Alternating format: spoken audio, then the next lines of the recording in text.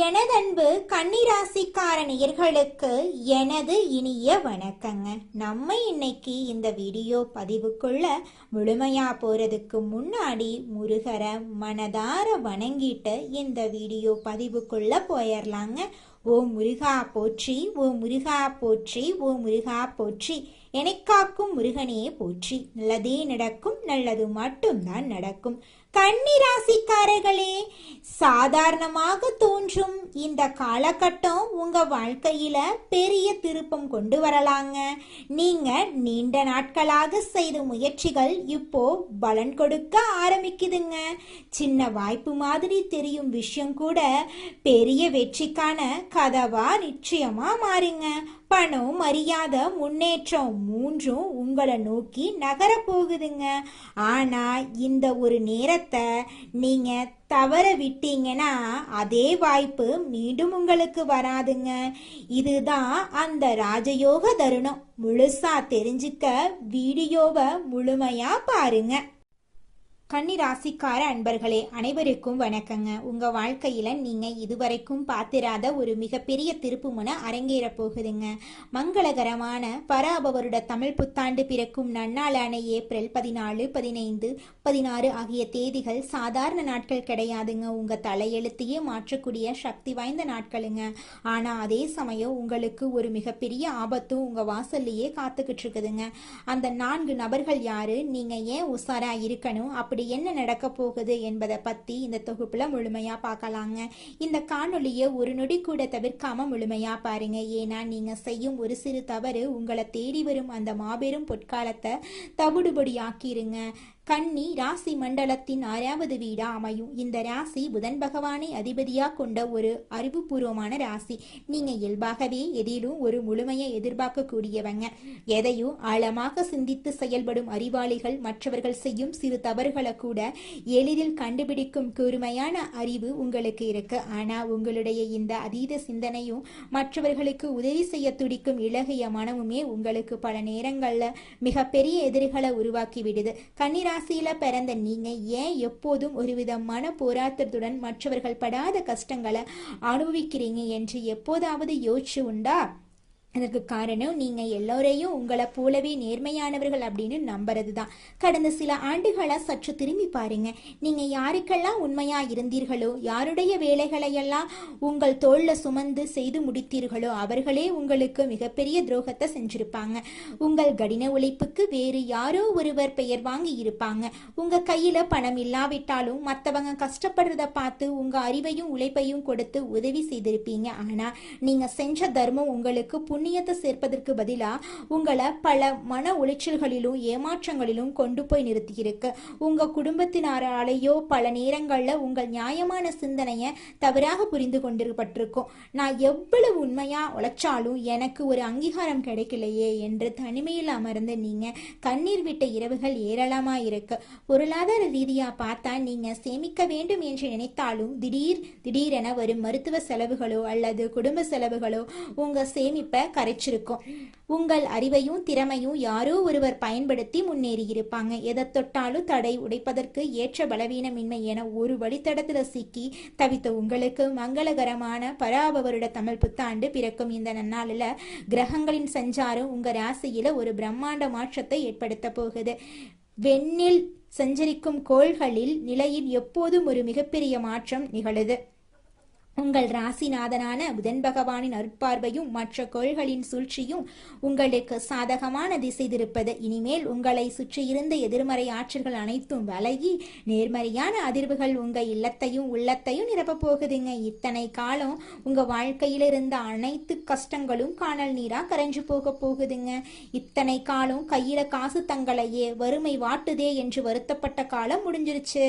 தடைபட்டு நின்ற காரியங்கள் இப்போது தங்குதடையின்றி அரங்கேறும். நீண்ட நாட்களாக உங்க அறிவுக்கு ஏற்ற வேலை கிடைக்காம திண்டாடிய உங்களுக்கு உயரிய பதவிகள் தேடி வரும்.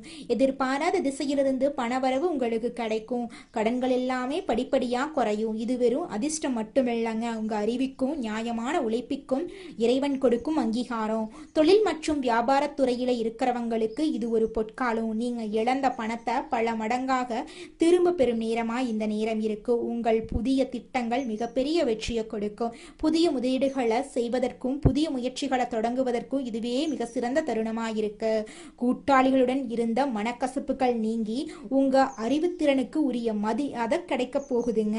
இந்த ஏப்ரல் 14, 15, 16 ஆகிய தேதிகளில் உங்கள் மூளை மிகவும் சுறுசுறுப்பாயிருக்குங்க. நீங்க எடுக்கும் ஒவ்வொரு சிறிய முடிவும் பின்னால ஒரு மிகப்பெரிய ஆலமரமா வளர்ந்து உங்களுக்கு நிழல் தருங்க. அதுல துளி கூட மாற்றமே கிடையாதுங்க. கன்னிராசி நேயர்களே, இப்போது நம்ம பார்க்க போகும் இந்த பகுதி உங்க வாழ்க்கையில மிக முக்கியமான ஒரு எச்சரிக்கை மணிங்க. அதிர்ஷ்டம் கதவை தட்டும் போது அதே கதவின் பின்னால சில சவால்களும் ஒளிந்திருக்கும் என்பதுதான் பிரபஞ்சத்தோட நியதிங்க. உங்க வாழ்க்கையில இந்த தமிழ் புத்தாண்டு காலத்துல ஏற்பட போகும் அந்த பொற்கால மாற்றத்தை தடுப்பதற்கோ அல்லது திசை திருப்புவதற்கோ சில மனித உருவல வரும் தடைகள் காத்துக்கிட்டு இருக்கு. அதீத சிந்தனையால முடிவுகளை தள்ளி போடும் உங்களின் அந்த குழப்பமான மனநிலையே உங்களுக்கு பல நேரங்கள்ல வினையா முடிஞ்சிருது. இந்த ஏப்ரல் 14, 15, 16 ஆகிய தேதிகள்ல நீங்க யாரையெல்லாம் உங்கள் நிழலுக்குள்ள அனுமதிக்கணும், யாரிடமெல்லாம் ஒரு பாதுகாப்பான இடைவெளியை நீங்க பேணணும் அப்படிங்கறதுல மிகுந்த எச்சரிக்கையோட நீங்க இருக்கணுங்க. இந்த 3 நாட்களிலும் உங்கள் வாழ்க்கையில 4 வகையான மனிதர்கள் குறுக்கிடுவாங்க. முதலாவதாக உங்கள் உழைப்பையும் அறிவையும் திருடிடும் நயவஞ்சகர்கள். இவங்க உங்க முகத்துக்கு நேரா மிக அன்பாக பேசி நீங்க புதிதாக யோசித்து வச்சிருப்பீங்கல்ல அந்த தொழில் திட்டங்களையோ உங்களின் ரகசிய உத்திகளையோ தந்திரமாக கேட்டு தெரிந்து கொண்டு அதை அவர்களின் பேரில் செயல்படுத்த துடிப்பாங்க. இவர்களிடம் உங்கள் ரகசியங்களை தப்பி தவறி கூட பகிர்ந்து கொள்ளாதீங்க.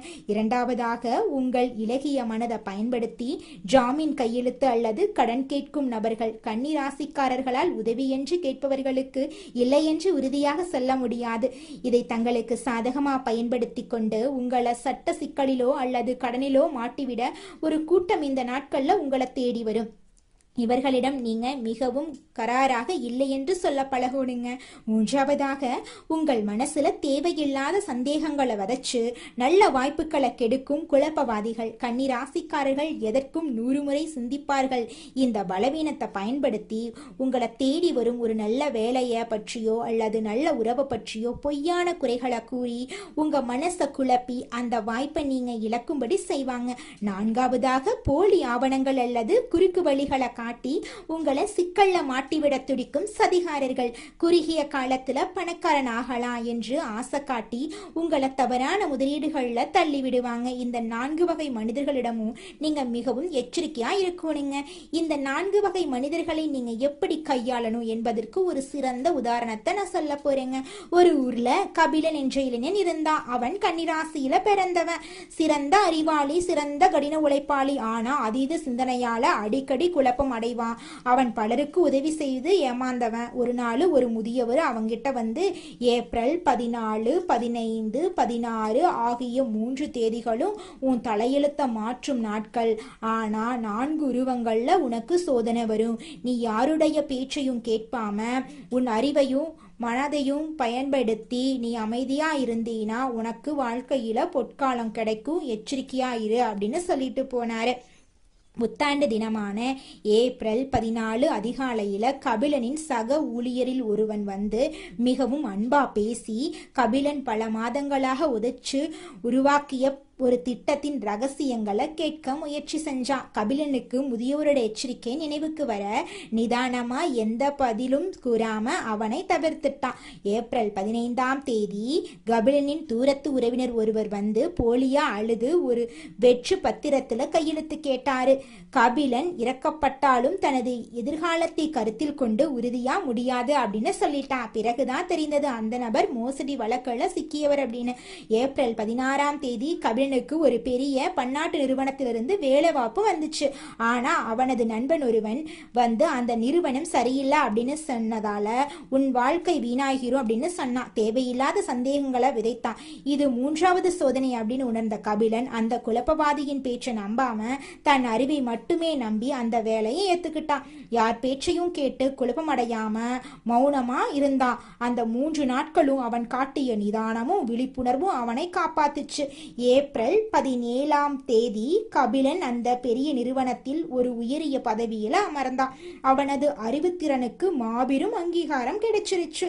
கபிலன் மட்டும் அந்த 3 நாட்கள்ல குழப்பம் அடைந்தோ அல்லது மற்றவங்களை நம்பியோ இருந்தா அந்த மாபெரும் வாய்ப்பை அவன் நிரந்தரமா இழந்திருப்பான். கன்னிராசிக்கார அன்பர்களே, கபிலனை போலவே நீங்களும் எச்சரிக்கையா இருக்கணும். உங்க வாழ்க்கையில வீச போகும் இந்த அதிர்ஷ்ட காற்றை அப்படியே தக்க வைத்துக் கொள்ளணுங்க.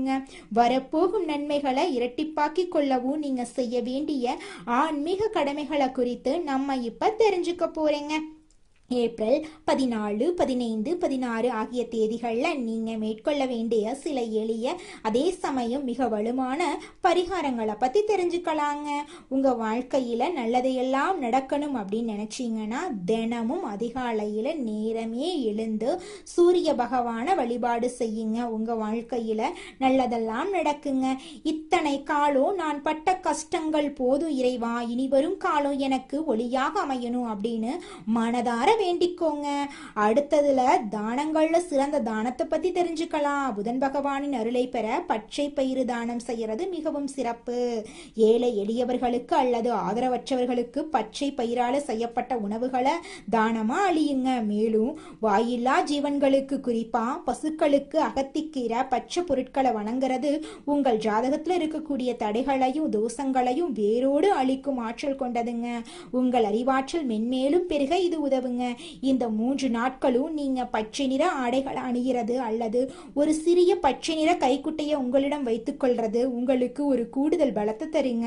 இது உங்களை சுத்தி ஒரு தெய்வீக பாதுகாப்பு கவசத்தை உருவாக்கி மற்றவர்களோட தீய பார்வையிலிருந்தும் சூழ்ச்சியிலிருந்தும் உங்களை நிச்சயமா பாதுகாத்துங்க.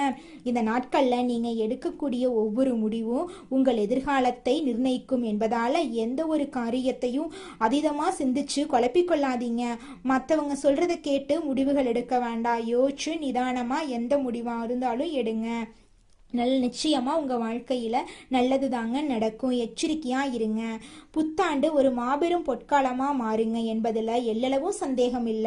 இந்த தகவல் உங்களுக்கு பயனுள்ளதா இருந்தா உங்கள் விருப்பத்தை தெரிவியுங்க. உங்க ராசி என்ன அப்படிங்கறத கீழே உள்ள கருத்துக்கள்ல சொல்லுங்க. இது போன்ற ஆன்மீக தகவலுக்கு நம்மளது சேனலை சப்ஸ்கிரைப் பண்ணிக்கோங்க. நல்லதே நடக்கும். நல்லது மட்டும்தாங்க நடக்கும். எண்ணம் போலதாங்க வாழ்க்கையும். அதனால எண்ணங்களை நேர்மறையா எண்ணுங்க. நிச்சயமா உங்கள் வாழ்க்கை நல்ல விதமா அமையுங்க. என்னால இந்த செயலை செய்ய முடியாது, இந்த தொழிலை தொடங்க முடியாது, இவங்க கிட்ட போய் பேச முடியாது, என் வாழ்க்கையில நல்லது நடக்காது, இந்த மாதிரி எதிர்மறை எண்ணங்களை தவறியும் நினைத்து விடாதீங்க.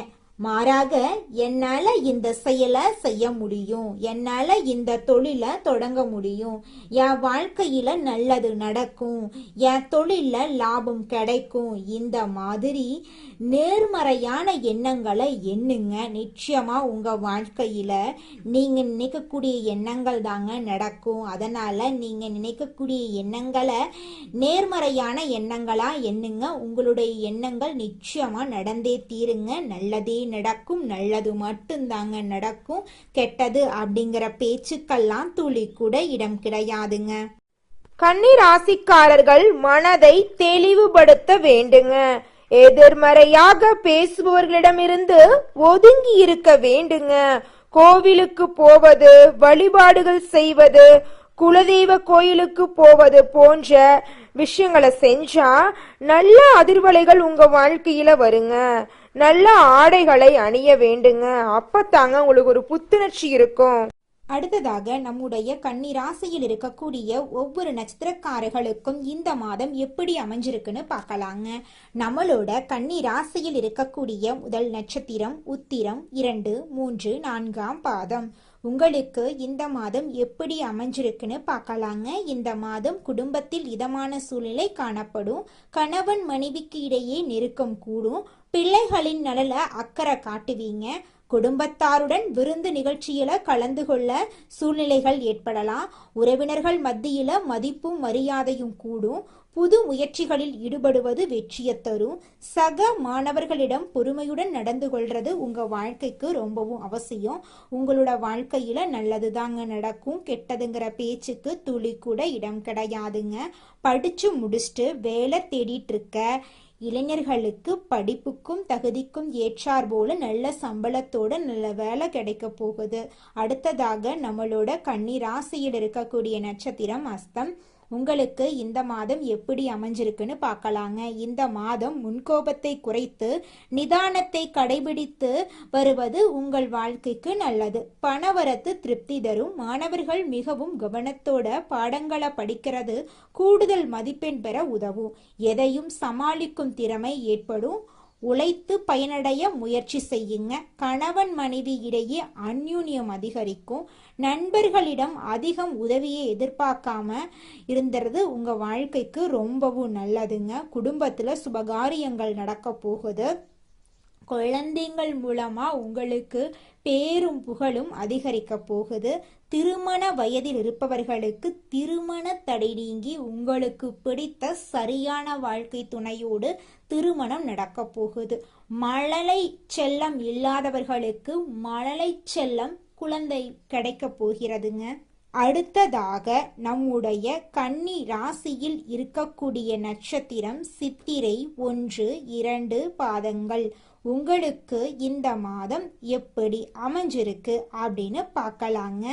இந்த மாதம் மனக்குழப்பம் தீரும். எதிலும் பயம் உண்டாகும். எடுத்த காரியத்தை செய்து முடிப்பதில் தடை தாமதம் ஏற்படும். அதை கண்டு நீங்கள் அச்சப்படக்கூடாது. சங்கடமான சூழ்நிலையை சந்திக்க வேண்டியிருக்கும். ஜீரண கோளாறு போன்ற ஏதாவது ஆரோக்கிய குறைவு ஏற்படலாம். செலவுகள் அதிகரிக்கும். வழக்கமான பணிகளில் ஈடுபட்டு செலவு செய்வதை குறைப்பது நல்லது. பெரியோர்களுக்கு உங்களால் முடிந்த உதவிகளை செஞ்சுக்கிட்டு வாங்க.